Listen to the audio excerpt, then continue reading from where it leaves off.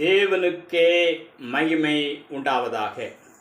இன்றைய நாளில் உங்களோடு கூட தியானிக்க போகிற தேவ வார்த்தை எபிரேயர் 10ஆம் அதிகாரம் 38வது வசனம்.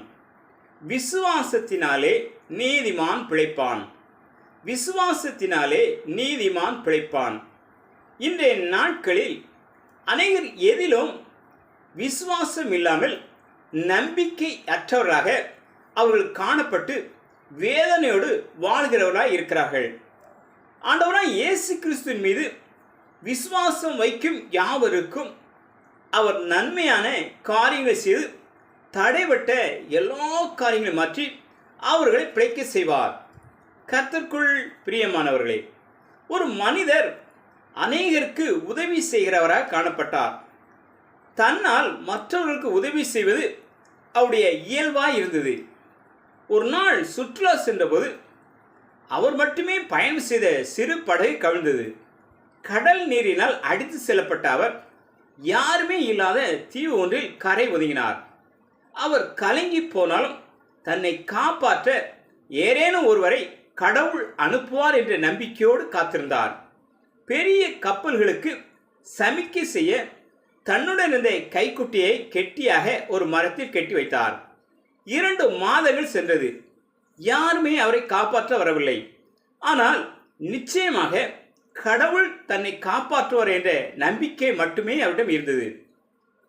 அவர் அந்த தீங்குவில் தங்குவதற்கு ஒரு சிறு குடிசையை போட்டிருந்தார். அந்த குடிசை எரிந்து போனது. அவருக்கோ கோபம் வரவில்லை. அவர் கலங்கியும் போகவில்லை.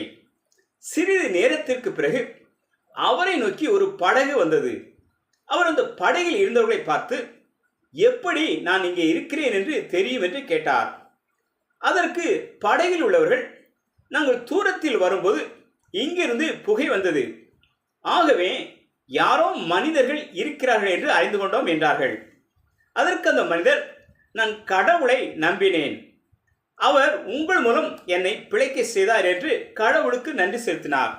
பிரியமானவர்களே, இன்றும் கூட நீங்கள் உங்கள் எதிர்காலத்தை குறித்தான கவலை, வியாதியை குறித்தான கவலை, வறுமையை குறித்தான கவலை என எந்த கவலையாக இருந்தாலும் அந்த படகில் தப்பிவித்த மனிதனைப் போல நீங்கள் கர்த்தரை விசுவாசிங்கள். வேத வசனத்தில் சொல்லப்பட்டதுல விசுவாசத்தினாலே நீதிமான் பிழைப்பான் என்பதற்கேற்ப உங்கள் விசுவாசம் உங்களை பிழைக்க செய்யும். நீங்கள் தேவனை கர்த்தர் மீது வைத்த விசுவாசத்தின்படி அதன் பலனை நீங்கள் காண்பீர்கள். உங்களை அநேகர் மத்தியில் உங்களை உயர்த்துவார், ஆசீர்வதிப்பார், பாதுகாப்பார். தேவன் தாமே உங்களை ஆசீர்வதிப்பாராக. ஆமேன், ஆமேன்.